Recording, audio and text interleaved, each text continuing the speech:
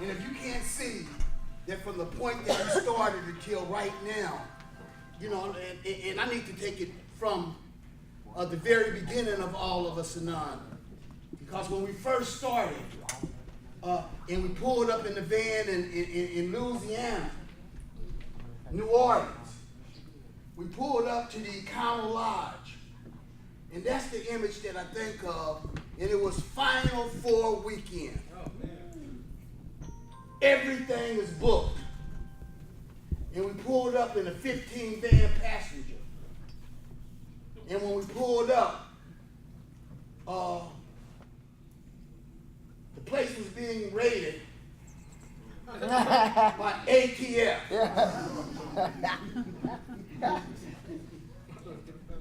I looked in the rearview mirror, and I could see every formerly incarcerated person look like this. You know what I'm saying? And you know your struggle is gonna go downhill that weekend whenever people start doing the serenity prayer in the back seat. Right? The first call comes in from 9A. Where do you have my people at? The next call came from Fred, Hamdia's husband. And so I spent the whole weekend moving people to a different place. I didn't get to enjoy what I came to do. The first meal that was cooked by formerly incarcerated people out of New Orleans, and it was Malik and Palomino's crew that cooked the food. And they failed. And when I was in prison, Geronimo and some other people kept talking about this tree that was in the backyard where people coming home from prison would go, and they would always be made to feel welcome. And I kept thinking about that tree. When I got to New Orleans, I couldn't wait to find the tree. And when I found the tree, it was some brothers that would serve us that didn't know us. And we was getting ready to spend money on catering anyway, but the first money that we spent before we had to name all of us AOUON, we spent it with formerly incarcerated people. Because at some point we got to learn how do we share our resources, or we always remain poor. So when I tell that story, and then when we pull up, there was other stuff that we learned from that first story. The first thing that we learned is that if we gather in groups of people and we're going to put them in a hotel, we're going to send somebody out to do reconnaissance to see what the quality of the hotels were. I didn't have to worry about what the hotels was. Daryl did reconnaissance. He came and seen where we was going to be housed at. When we did the formerly incarcerated convicted people and family movement in Oakland, I was centering around what the hotel actually looked like. And I think it's important for us to have these gatherings because at a certain point, a lot of the work that a lot of people are doing nationally, the foundation of that work is all of us AOUON. The foundation of that work is all of us AOUON. We didn't get here and say, all right, we're jumping in right now. We were the foundations of that work. Some of the planks in the program was designed when we start thinking beyond just a small group of people and start thinking about how do you make movement, right? Because like when we first thought of all of us AOUON, I was an arrogant person. It was like, this is the best idea I ever had in my life. Fuck it.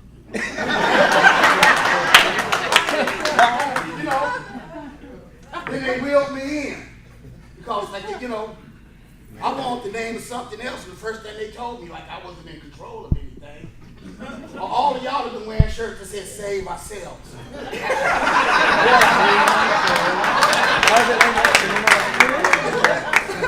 Because that's all I could think about, because like when we was trying to get traction,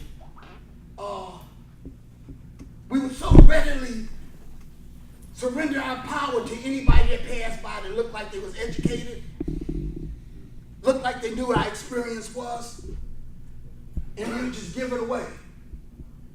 So I don't know how many people in here took the plea bargain. The only thing that you ever got to say was guilty. You know, I don't know how many of y'all took the plea bargain and you didn't get to hit the stand and say nothing. And you wind up in the cage. So in these moments like this, when we gather, we should gather and get to know each other.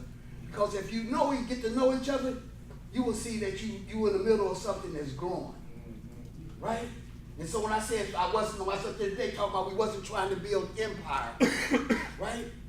The other part that we figured out was that there was a whole bunch of pockets of organizations that wasn't all of us or none that was existing around the country. And if we were going to win, we had to figure out how do we coalesce with these other organizations and put them in harmony and put them up under an umbrella so we can all survive. Because all of us or none is not spread across every city in the country. What happens when you run into Dalton, Alabama, and Kenny's down there? What happens when you arrogant and you run into New York and it's new leadership? Because I already had that conflict. When me and Eddie was arguing, we had to learn how to argue and still figure out what did we do. So about time that we got to help building the formerly incarcerated and convicted people's movement, if you see the first video of that, Eddie is in the room. In the argument that I had at Eddie, I was also the brother that gave his eulogy. So at a certain point, how do we coalesce in a way that makes sense, that guarantees us the greatest victory? I went to a band-in-the-box workshop today. I had to do everything I could not to say anything. Because other people need to have the space to talk and figure shit out too. I'm not the smartest person in this room. There could be brilliance in this room that's not standing up here. So sometimes I got to listen for the other ideas to surface. And sometimes those ideas ain't all my ideas. Because if I listen to everything in my head, shit, we'd all be in trouble. They be doing something, we be trying to get rich or something.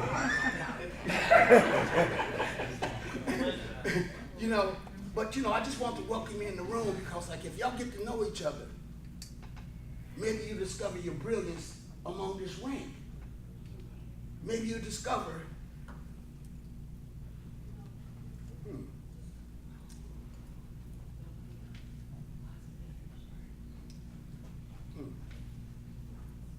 check this out. Everybody that's not from California, if you ever get to California, please stop by the Freedom and Movement Center.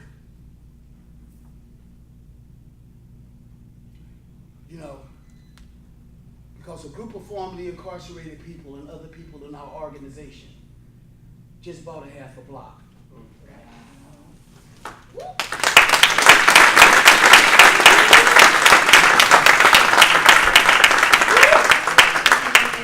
And most people walk in, will look at the building, and they will see that it's a beautiful building that we done built. It's old time thing. We used to call it Bonnaroo. Bonnaroo shit.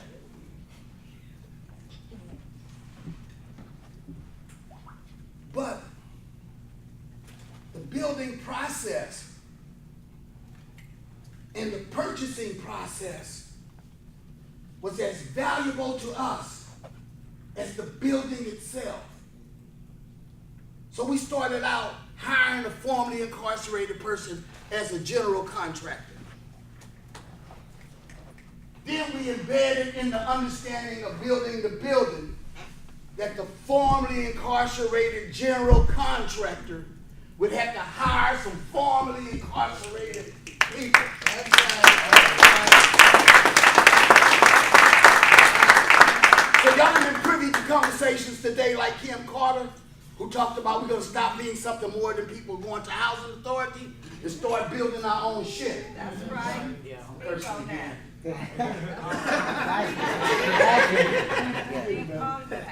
Sorry about that, sir. Because at a certain point, most of us in this room, people didn't think enough of, and they didn't send us the memo on how to do a lot of things that we get a chance to do right now. Nobody taught me how to do and purchase commercial property. So when me and Hamdia's in that room, we had purchased homes. We had never purchased commercial property. And we didn't purchase commercial property that was a transitional house or a recovery center. We purchased a piece of property to make it the cornerstone of movement. So at a certain point, the Freedom and Movement Center, we're going to save a space inside of that building so we can actually start transferring information that we got. What do we learn along the way? How do we invite other people in to do classes there? How do we teach people how to do outreach and have a strategy? You know, and how do we actually do a uniform practice so when I show up in your town and you say, go do some outreach, I know what the hell you're talking about. Because sometimes you show up in somebody's town and their outreach strategy and how they function could be absolutely different. Maybe if we figure out how to do some uniform approaches,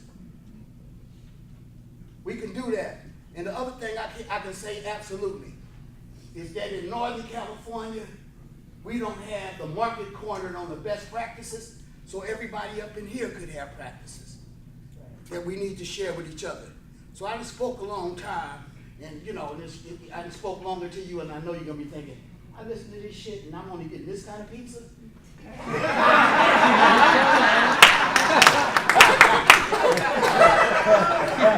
What is it? Is this a Costco? This brother did $10 on a pizza. But you know, what I want to do, at least for all of us non, is welcome you into Orlando. And what I also wanted to do was, and she's not here, is I want to thank Aaliyah, all of us non-member, because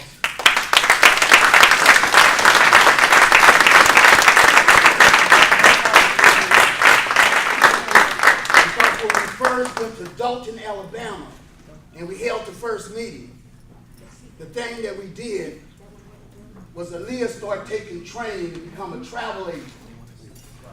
So within our ranks, we had already developed a travel agent that booked most of the flights. I also would like to thank, and when you say that you really believe in some shit, I also like to thank Hamdia.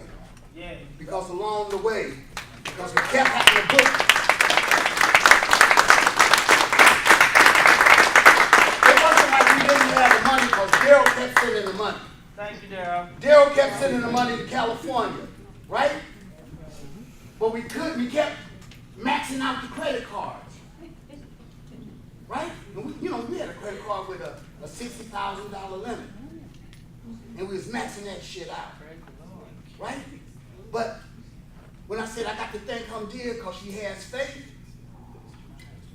homegirl put up $67,000 on her personal credit card to keep the shit moving.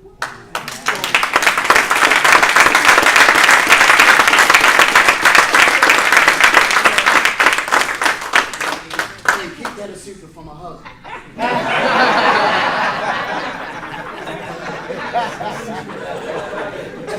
So like some people say y'all travel and y'all really down, or you down to that degree for your freedom.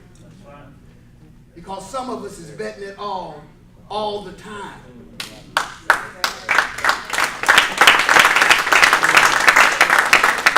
And by the way, that brother that they brought up first, and they was talking about the one that got attacked, Reverend Kenny Glasgow, right?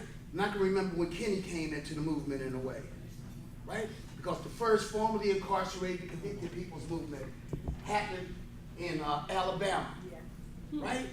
And brothers raw, right? So the first thing that we did was we paid for most of everything that we did. Then we tried to give everybody the leftover money that we had. That's what we tried to do when we were in Alabama. We shared the money. So Kenny went old school on us. So he went down to the bank and he drew out a bag of money. Like we was like stealing old life. And he started counting people out. That's before we got, record keeping systems and bookkeeping managers. And we were stacked up in that room and we started giving people, I think, $200 that came to the conference because we had that in access. And then everybody said, well, Kenny is not sophisticated. And the only thing I can think of is Kenny is honest as in fucking. He kept track of the money, and I can actually say, count it out, count it out. And everybody else is thinking about what they call that I wasn't going to dismiss the lesson that I learned when I was standing on the street corner and somebody else had my sack. Yeah. Kenny was honest. And he counted it out. Right? So I'm just up here for a few minutes. For all y'all that came, I'm extremely grateful for the trust that you invested in yourself and at times the trust that you invested in me. I'm grateful for that stuff. And I just want to leave you with one last story. One. Till we purchased that building, I immediately ran over to a drug program that I co-founded because I'm a recovering addict too. I got about 28 years, So if you see me walk away from me, it's not like I'm telling you what to do. I'm just showing myself I can't do it. Right? I'm not judging. Right? So I go to a meeting on a Tuesday night because I'm feeling really great. We got a building, we moving. And I want to high side with some of my homies that I used to get high with. I don't know if you ever had that feeling. I just got to show off a little bit. Right? I went in there and said, you remember y'all motherfuckers didn't give me that 20 piece for 17?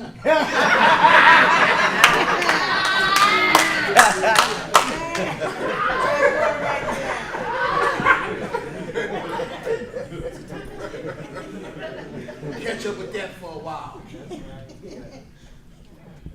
Catch up. And they're important people. Because my homies every year do an OG barbecue. And our town has been gentrified and 1,000 people attend. Every year. Me and my OG partners, we all put up $500 and buy everybody that we know barbecue. So that person that sometimes we think that we better than and somehow you to move past them, you may not move past them because there's people that you grew up with that never snitched on you, never crossed you, never betrayed you, and probably should be a member of all of us in none if they can actually follow the code of conduct.